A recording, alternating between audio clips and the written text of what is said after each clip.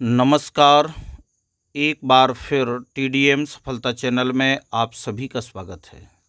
आज के इस वीडियो में समग्र शिक्षा ब्रिज कोर्स 2025-26 गणित विद्यार्थी कार्य पुस्तिका कक्षा 9th समग्र शिक्षा अभियान सेकेंडरी एजुकेशन लोक शिक्षण स्कूल शिक्षा विभाग मध्य प्रदेश। तो आज के इस वीडियो में 5वां चैप्टर भाग के अभ्यास को आज हम पूर्ण करेंगे। तो देखते हैं भाग।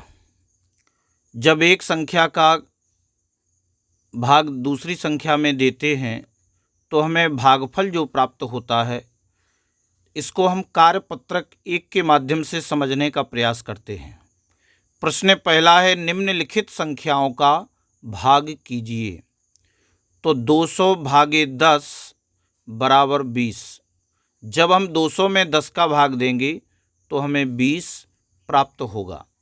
अब नीचे हमें कुछ प्रश्न दिए गए हैं। 400 भागे 100, तो 400 में जब हम 100 का भाग देंगे 400 बटे 100, तो 100 से भाग देंगे तो 4 बार जाएगा। 100 एकम 100, 100 चौके 400। इसी प्रकार दूसरे में 2000 में हमने 100 का भाग दिया तो हमें 20 प्राप्त हो गया। या हम ऐसा भी कर सकते हैं कि 0 से 0 काट देंगे, 1 का भाग 4 में देंगे 4 आएगा। इधर 0 से 0 काट देंगे, 1 का भाग 20 में देंगे तो 20 आएगा। इसी प्रकार 5400 में जब हम 10 का भाग देंगे तो 1 0 से 0 कट जाएगा और बचेगा 540।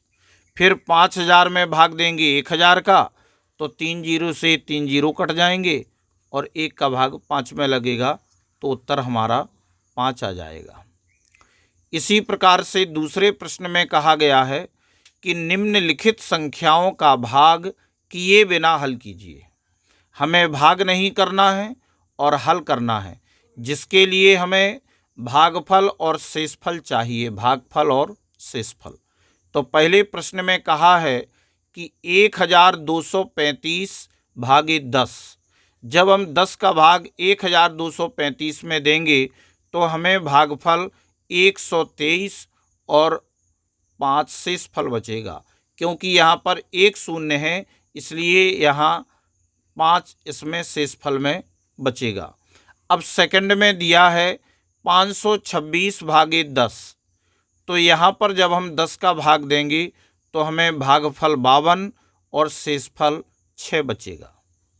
इसी प्रकार से 4567 में जब हम 100 का भाग देंगे तो यहाँ पर 2 जीरो हैं, तो यहाँ 2 अंक बचेंगे, यानी भागफल 45 आएगा और शेषफल में 67 बचेंगे। 1005 में भाग जब हम 100 का देंगे तो हमें यहाँ पर 10 भागफल आएगा और 05 शेषफल आएगा। इसके बाद 2500 में जब हम 1000 का भाग देंगे तो यहाँ पर 3 शून्य है, तो 3 अंक शेष बचेंगे और 2 भागफल आएगा और 500 शेषफल आएगा।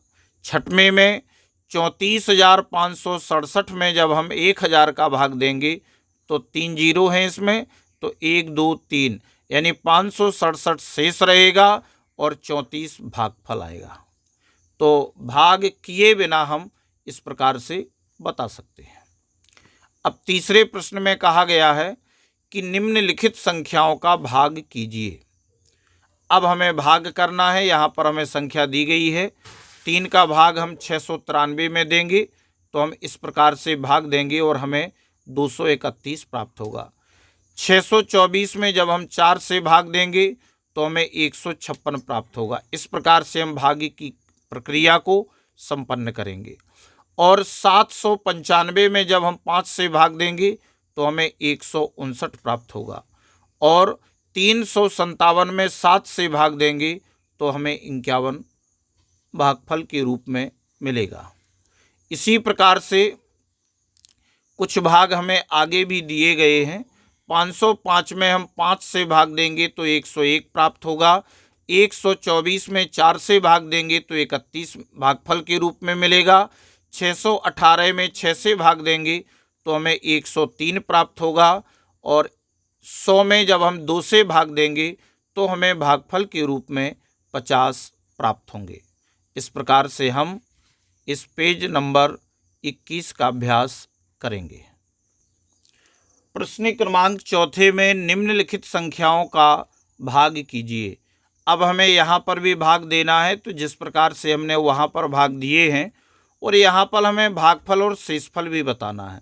भाग देने से हमें भागफल और शेषफल जो प्राप्त होगा उन्हें हम इस प्रकार से बता सकते हैं, जिस प्रकार से आप देख पा रहे हैं। तो यहाँ पर भी हमें 6 संख्याओं के भाग दिए गए हैं, तो आप इस प्रकार से इन भागों को लगा लेंगे। अब आगे 5वें प्रश्न में कहा गया है कि यदि 675 किताबें 15 छात्रों को बराबर बराबर बांटनी हों तो प्रत्येक छात्र को कितनी किताबें मिलेंगी। 675 किताबें हैं, 15 छात्रों को बराबर बराबर बांटनी है, तो हम भाग दे देंगे।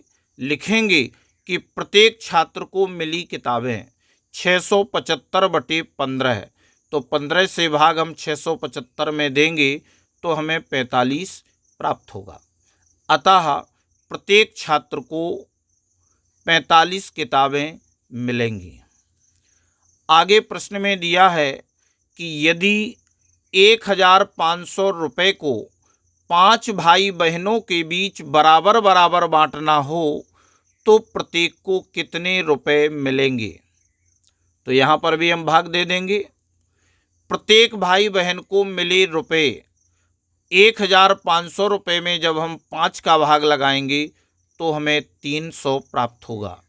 अतः प्रत्येक भाई बहन को 300 रुपये मिलेंगे। अगला प्रश्न है, पर्यावरण दिवस पर 12 विद्यार्थियों ने कुल 156 पौधे लगाए, तो बताइए एक विद्यार्थी ने कितने पौधे लगाए होंगे, जबकि प्रत्येक विद्यार्थियों ने एक समान संख्या में पेड़ लगाए। तो यहाँ पर हम बताएंगे कि प्रत्येक विद्यार्थी द्वारा लगाए गए पौधे 156/12 है। जब हम भाग देंगे तो हमें 13 प्राप्त होगा। अतः एक विद्यार्थी ने 13 पौधे लगाए होंगे। इस प्रकार से 22वें पृष्ठ के अभ्यास को हमने पूर्ण किया। कार्यपत्रक 2 में देखते हैं। प्रश्न पहला है, 576 किताबों को डिब्बों में पैक करना है।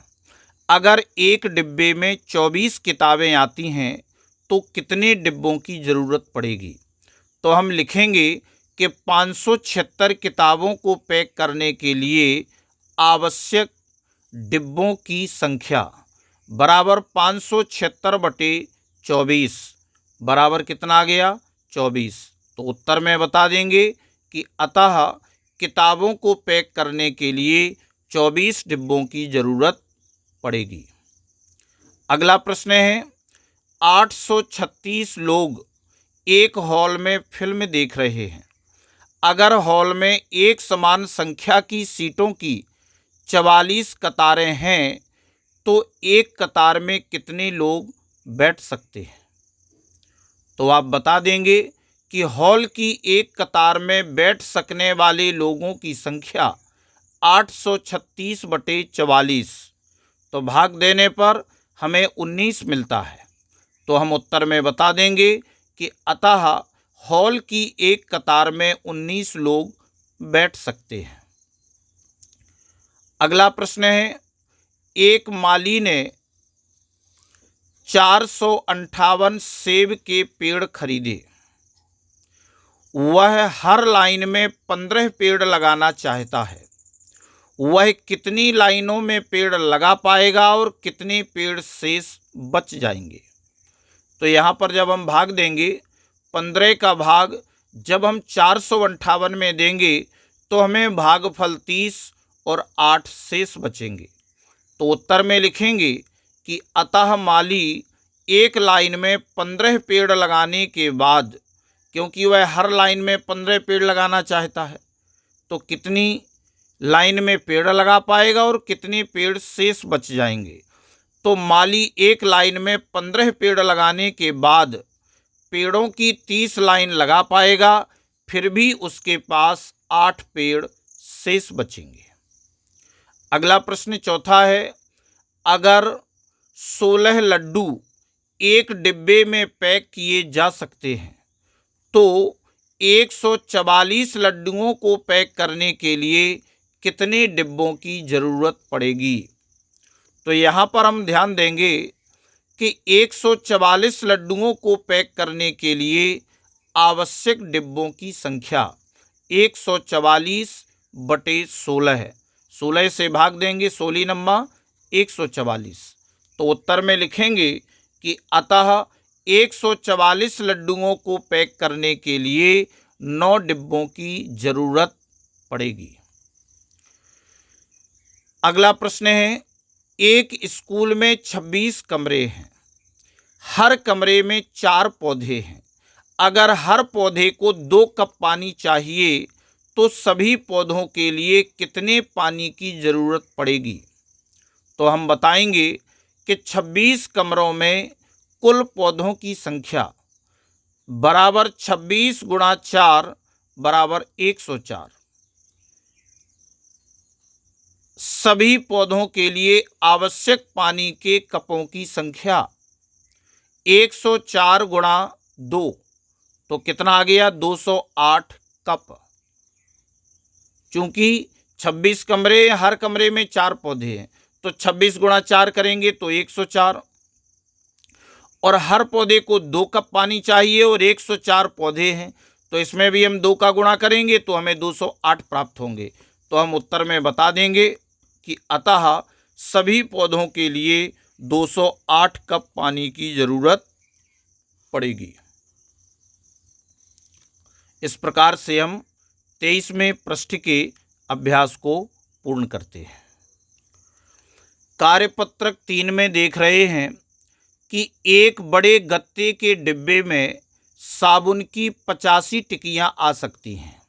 शैली 340 टिक्कियाँ पैक करना चाहती है, उसे सभी टिक्कियों को पैक करने के लिए कितने डिब्बों की ज़रूरत पड़ेगी।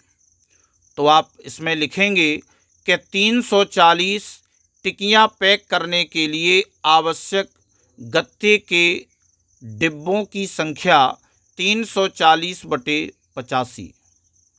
तो भाग देने पर हमें 4 प्राप्त होता है। अतः शैली को सभी टिक्कियों को पैक करने के लिए 4 डिब्बों की ज़रूरत पड़ेगी। अगला प्रश्न है, मनप्रीत को घर बनाने के लिए 1500 सीमेंट की बोरियों की ज़रूरत है। एक ट्रक में एक बार में केवल 250 बोरियां ही ले जाई जा सकती हैं। तो बताएं, बोरियां ढोने के लिए एक ट्रक को कितने चक्कर लगाने होंगे। तो 1500 सीमेंट की बोरियों को घर पहुंचाने के लिए ट्रक द्वारा लगाए गए चक्करों की संख्या 1500/250, तो कितना मिला हमें 6। अतः मनप्रीत को सभी बोरियां ढोने के लिए एक ट्रक को 6 चक्कर लगाने होंगे। अगला प्रश्न है, एक ड्राइवर एक चक्कर लगाने के लिए 500 रुपये लेता है। मनप्रीत को 13 चक्कर लगाने के लिए ड्राइवर को कुल कितने रुपए देने होंगे।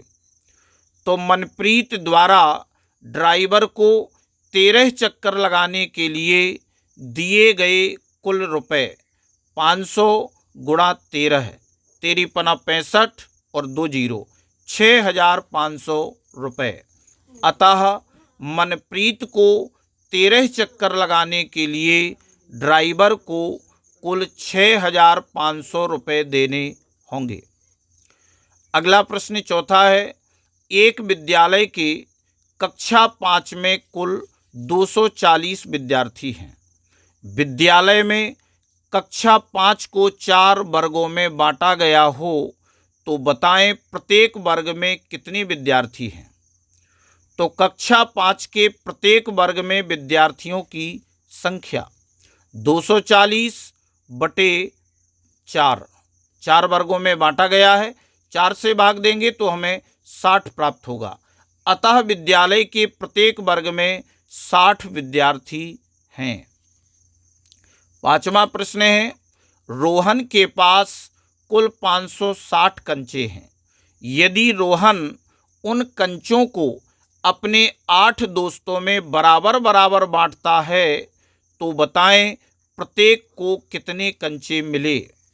तो रोहन के प्रत्येक दोस्त को मिले कंचे 560/8, तो 8 से भाग देंगे, 8 सते 56, 70 प्राप्त हुआ। अतः रोहन के प्रत्येक दोस्त को 70 कंचे मिले। इस प्रकार से हमने पृष्ठ क्रमांक 24 का अभ्यास पूर्ण किया।